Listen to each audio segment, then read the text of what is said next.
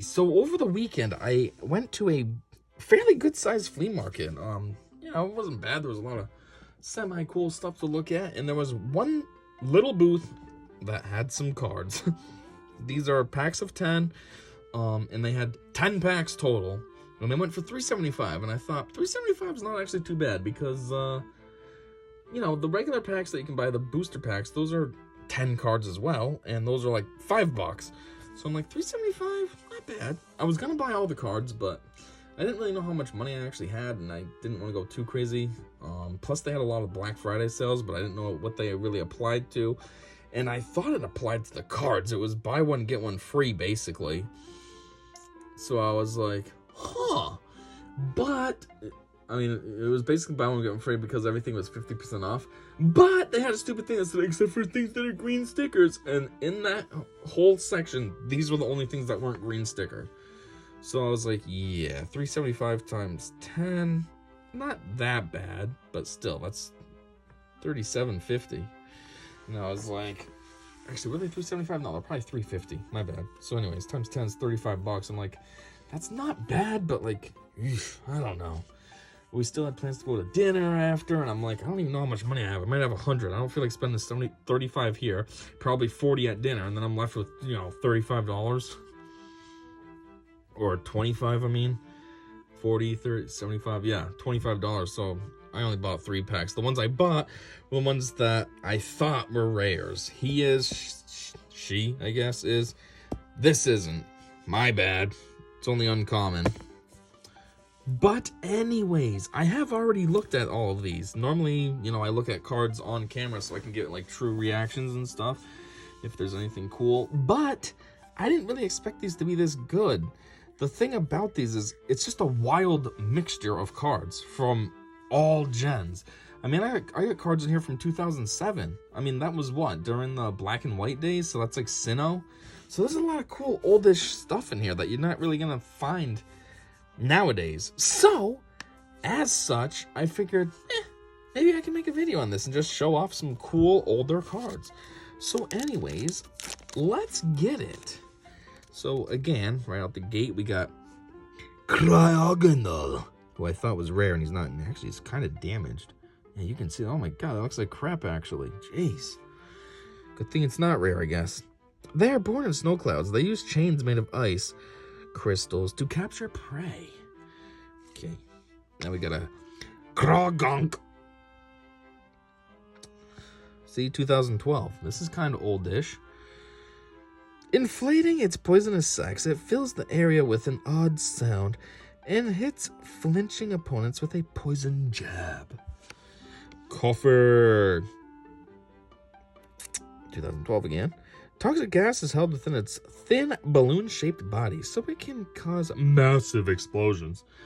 Or just rip a big one. Ew. Panpour. This is a 2011, slightly older. And dirty. What's that gross stain right there? Ugh. It does not thrive in dry environments. It keeps itself damp by shooting water stored in its head tuft from its tail. Wait, what? It keeps itself damp by shooting water stored in its head tuft from its tail? How does that make any sense? How do you get the water from your head to your tail? It's weird. Vulpix, 2015. While young, it has 6 gorgeous tails. When it grows, several new tails are sprouted. Yeah, 9 tails. Vulpix, 9 tails. It grows 3 more tails. Vulpix kind of reminds me of, or I should say the other way around, Nickit kind of reminds me of Vulpix, just like a newer version. Clearly this is older. Look at the style of card. They don't make them like this anymore. Yeah, 2007. This is what I was talking about. C-Dot. No story. Oh, look at that. Huh. Makahita. 2014. If it toughens up by slamming into a thick trees. Wow, into thick trees over and over. It gains a sturdy body and dauntless spirit. Ew. Then we got a stupid trainer. An energy search from 2012. Search your deck for a basic energy card, reveal it, and put it into your hand. Shuffle your deck afterwards. We got an Arcanine. Ooh, Arcanine's rare. Ah, that's what happened.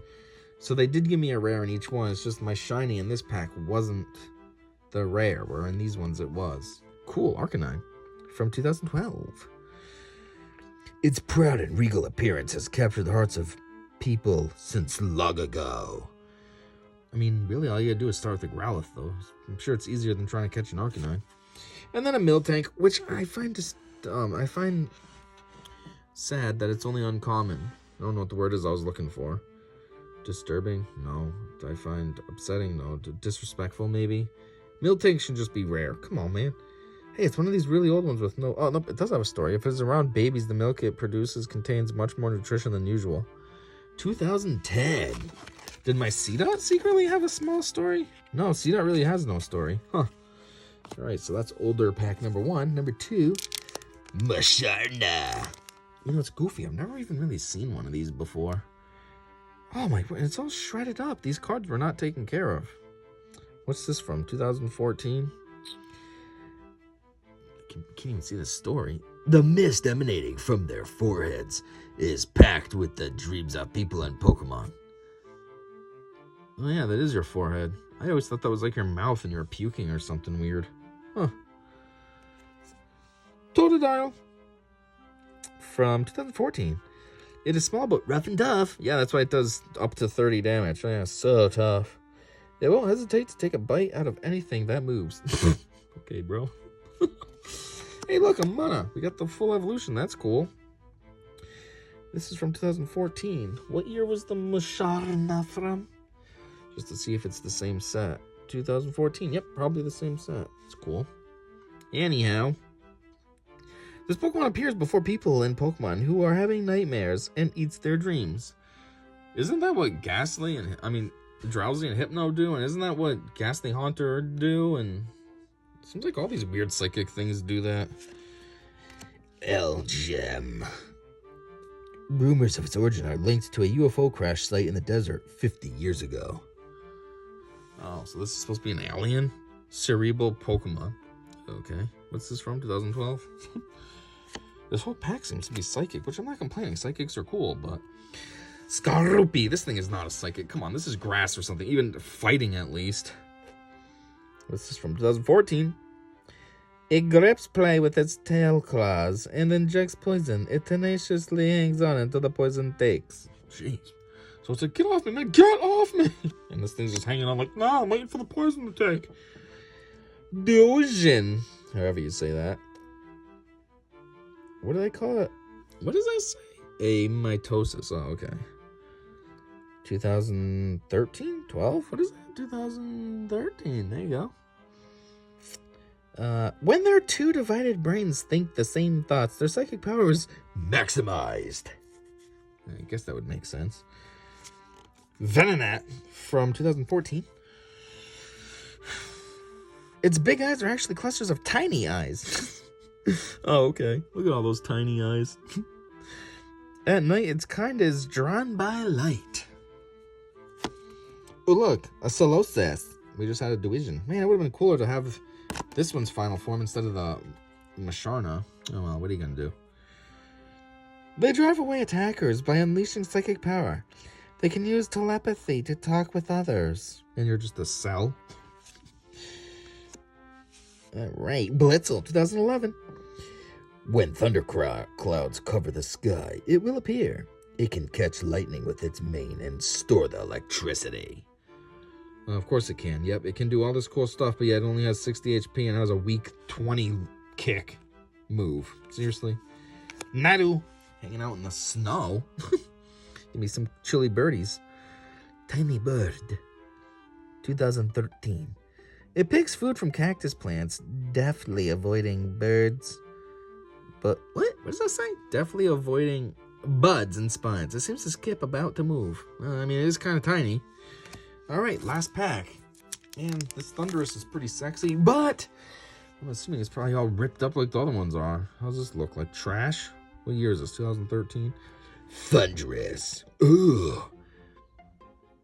The spikes on its tail discharge immense bolts of lightning. It flies around the Unova region, firing off lightning bolts. Oh, you know what? One more thing I gotta say. Obviously, there's no codes in here because these are like, you know, flea market fan-made packs. But I still have a ton of codes. Nobody has been hitting me up. So if you want some motherfucking codes, hit me up. I got tons of them. Anyways, Porygon from 2013. A man-made Pokemon created using advanced scientific means. It can move freely in cyberspace. The funny part is they say this is man-made. Which, okay, I mean, it does look kind of goofy. It's old-fashioned 3D model rendering. But, like, it has 2 evolutions now. What is it? Porygon 2 and then Porygon Z? It's like, jeez. Something that's man-made evolves that much? Just seems goofy. Peck off. Kind of sounds like he's saying, fuck off. Pidgey, 2014. A common sight in forests and woods. It flaps its wings at ground level to kick up blinding sand. Yeah, all these birds are like that. Ooh, Starmie. Pretty sure the original Starmie back in the 90s was rare. This poor little guy's only uncommon. Disrespectful. What are you from, 2012? Why is there so many of them? Look at all those Starmies. 4 Starmies just spinning around. What happens when it's Starry? Look, it's all happy. Its arms are up. It becomes Starmie and its arms are down. It's like, man, screw this. Why am I so big and clunky and weird and kind of creepy? I mean, if you look at them spinning around like this, they're creepy. Like this is fine, but like this is kind of creepy. Just spinning around in the air and stuff. Anyhow, at the center of its body is a red core, which sends mysterious radio signals into the night sky. Seriously? I don't think that was ever a story before. Now all of a sudden you're saying Starmie's like an alien? Alright. Krokorok from 2012. They live in groups of a few individuals. Protective membranes shield their eyes from sandstorms. I mean, let's take a look at those eyes anyways. They're basically like closed, and then you got like weird glassy black eyes. I don't know. I'm dead in. It's like they couldn't think of anything like they always do in current gens. And when this one was new, they were like, let's do Pikachu and Raichu mixed together, but then small. 2014. And the whiskers serve as antenna. Or antennas, as they say. By sending and receiving electrical waves, it can communicate with others over vast distances. How is this thing an antenna Pokemon? It's clearly a fucking mouse. It's like Pikachu and Raichu. It looks more like a mouse than Pikachu does. Like, come on. It's got round ears. Pikachu's got the pointy ears. Like, no, it's an antenna, though. Houndour. Oh, okay, this is just a dark Pokemon. You know, it's not like a dog or something, like a Rottweiler. Nope, it's the dark Pokemon. What does that even mean? You know, maybe Darkrai, you could call it dark Pokemon. This is a Rottweiler. Okay, just call it Rottweiler. Anyhow, 2013. It is smart enough to hunt in packs. It uses a variety of cries for communicating with others. Should be the only cry. Noctowl. That came out loudly for some weird reason. 2013. Its eyes are specifically developed to enable it to see clearly, even in murky darkness, and minimal light. Well, yes, it is a fucking owl, and that's kind of what they're all about. Sandile. What are you supposed to be? Desert Croc? Yeah, okay, maybe that makes sense. What are you? You better be an owl, not something dumb like large wing Pokemon. This one, 2014. It moves along below the sand surface, except for its nose and eyes. A dark membrane shows its eyes from the sun. What? So this one's from the sun, even though it lives underground. How does that even matter? And then its evolution, the Croconaut that I just had, it shields its eyes from sandstorms. At least that one made more sense, though. You know, it's from the sandstorm. This one's from the sun when you're underground? Okay. That would be like, oh, humans have shields in their eyes to protect them from the water, even though they're land dwellers. Oh, sweet. Take a look at that. That's a rare. I got 2 rares in this one. I got my Thundurus, who was a holo rare, and then a regular rare. Sweet. So which one was my... I don't know. I was going to say, which one was my worst pack? I mean, I had the Mana that was rare holo, but that was it for rares. And then the other one was the uncommon holo, and then I did have a rare. So maybe this is the best pack. I got the Thundurus, which was pretty cool looking, and actually not in too rough of shape. And now a Scrafty.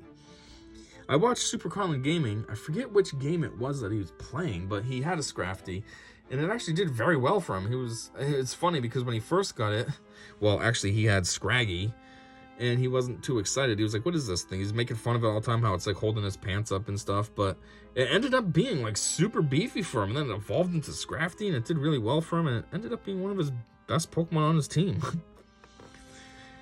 I think it ended up dying, though, because he was doing a Nuzlocke, so I think it died. kind of late in the game, but it still did well for him for a while. Anyhow, 2014, it pulls up its shed skin to protect itself while it kicks. The bigger the crest, the more respected it is. Oh, so if you have a huge mohawk, you're more respected? Makes sense. Anyways, that is it. I just wanted to show those cards because I thought it was kind of cool how they're all older. They were much different and better than I thought. I thought there'd be like a lot of Sun and Moon, like more current stuff. And then I looked through them and I'm like, whoa, what is this? So anyhow, that's all I got for today. A nice shorter one. Again, don't forget, hit me up for some codes. I have plenty. I even have some for the Pokemon Go game. I don't even know what those codes would do, but if you want some of them, let me know. And yeah, that's it. So until next time, I hope you already know. I said see ya.